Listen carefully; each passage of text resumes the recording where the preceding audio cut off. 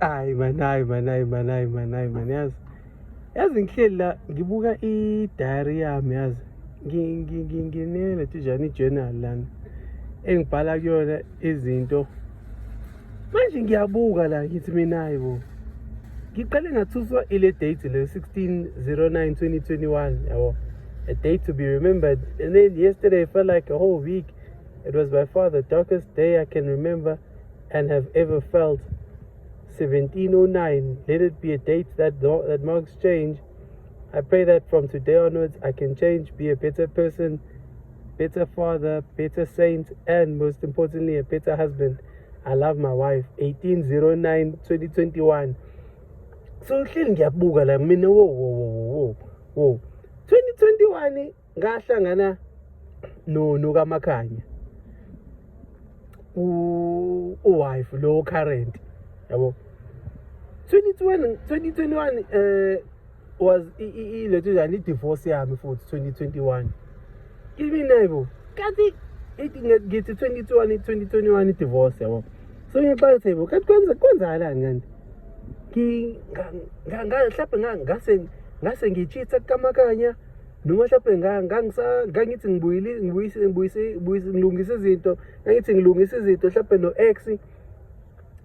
So confused nje ukuthi hayibo kwenzakalani ngempela le date lena yebo.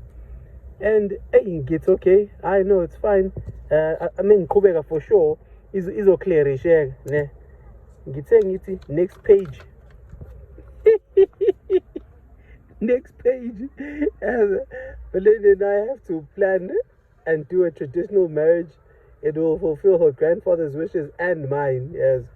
18/09/2021.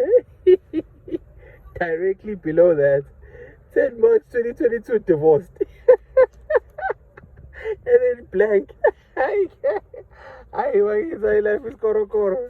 Yo, life is koro, buddy. So, 9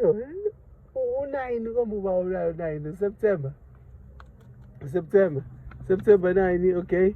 September 18, okay. So planning traditionally. A few months later, September to 10 March, September, October, November, December, January, February, March. 6 months later, divorced. I was yabona uphela kusamnandi lo mshado lo waphela kusamnandi izinto ezijikisa lezi waphela kusamnandi umshado wami oqala mina wakithi akubanga buhlungu akubanga muncu angizange ukuthi I know I've always been miserable kwakumnandi kwakuthwephu cabanga 6 months prior to divorce sasiplan traditional wedding wallahi guys I know izinto ziyenzeka man you live and you learn. And then ngiyakhumbula okay 10 March, so it was 2022 la should 20 oh yeah sengiyakhumbula. So this was 09 until bani September, because October ngiyakhumbula ngahlangana no kaMakhanya. September, October ngahlangana no kaMakhanya. October ahlangana no kaMakhanya.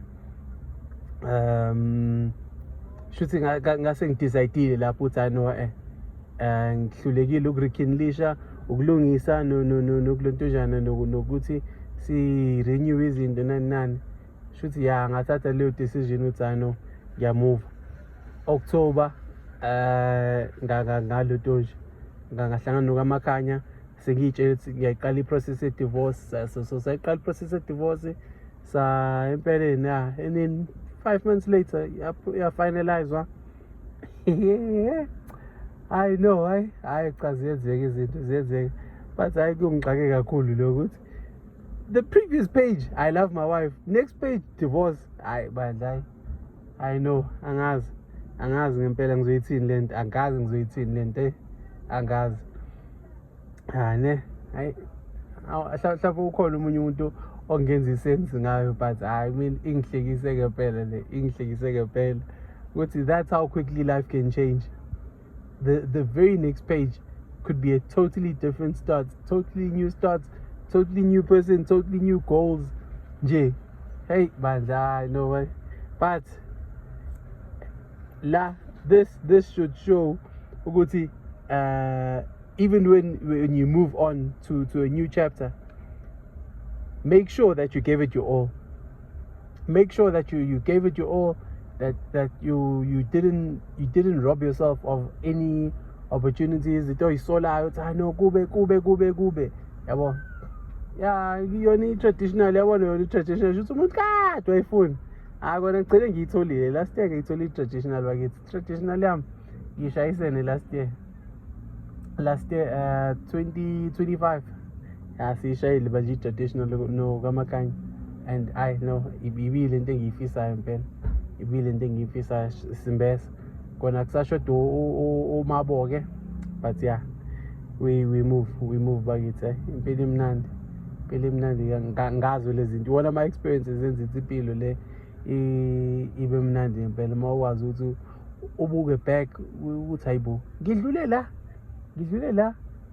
because ngibone enye page lana kade thini the darkest deep le khona athi ingithusa enye ifambe yana. Yeah, yona le the darkest day I can remember. Hey yabo la tela ngabe bengenzani, hey ngabe bengenzani yo hey